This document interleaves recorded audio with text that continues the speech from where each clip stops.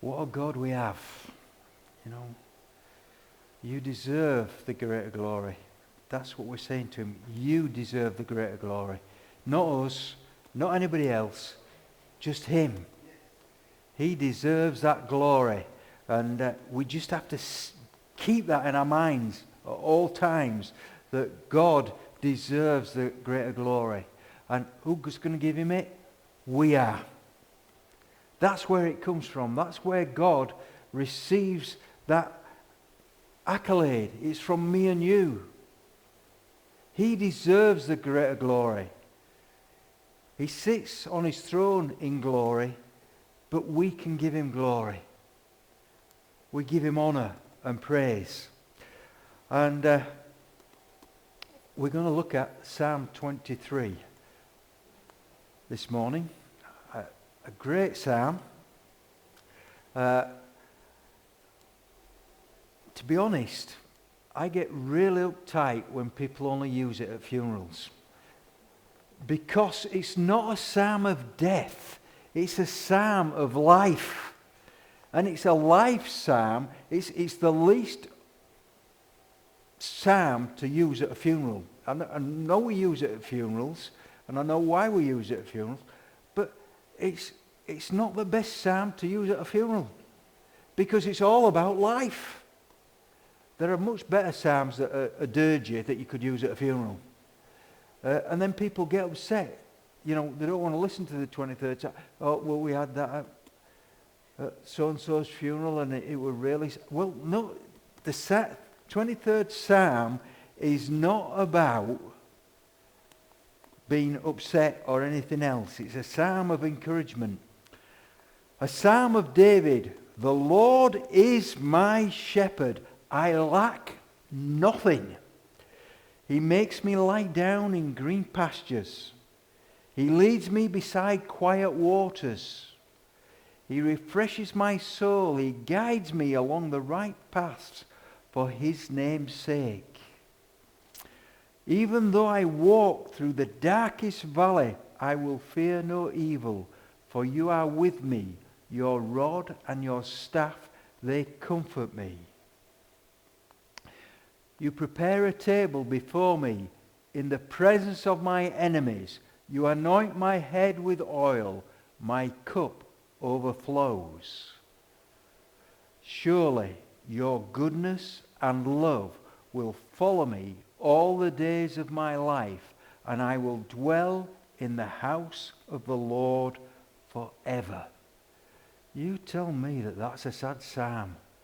It's one of the most encouraging psalms that there is. There are lots of different versions of it. All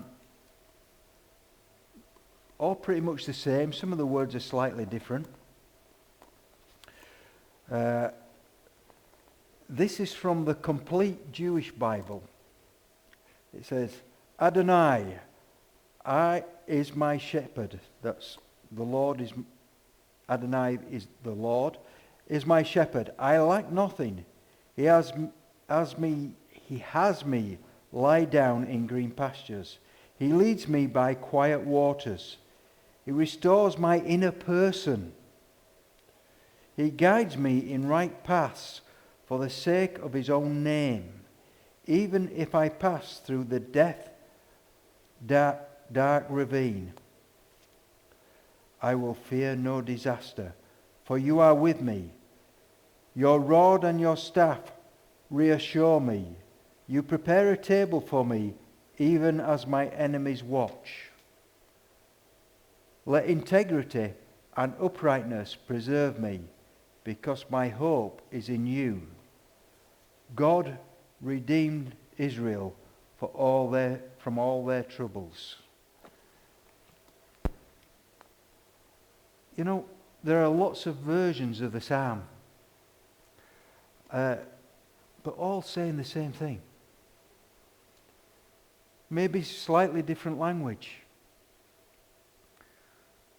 but it's important that we understand that.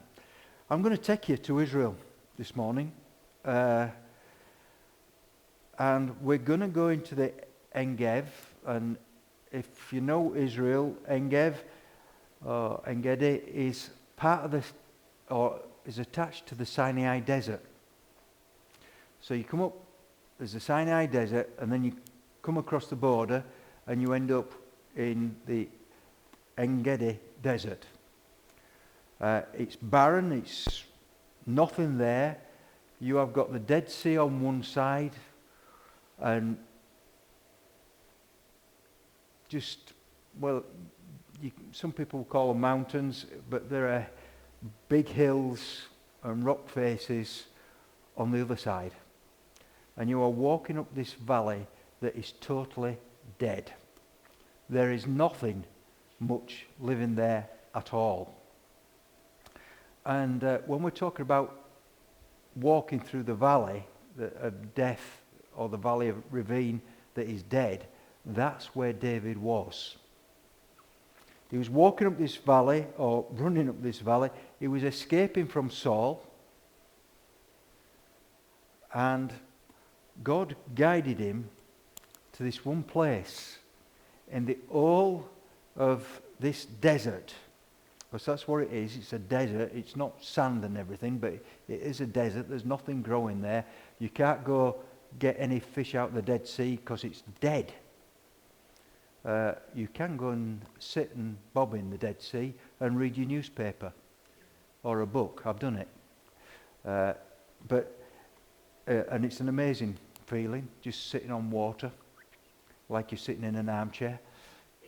It's the strangest feeling in the world, but you can do that. But you can't fish in it. There's no fish. There's nothing to get out of it. It's dead. The land around you is dead. There's nothing growing there. And it's just dead. If you go these days, where there are resort hotels, they've propagated it, so they've got some green grass around the hotels. But to all intents and purposes, when David was there was nothing. And you've got to bear that in mind when you see this video. I'm going to show you a video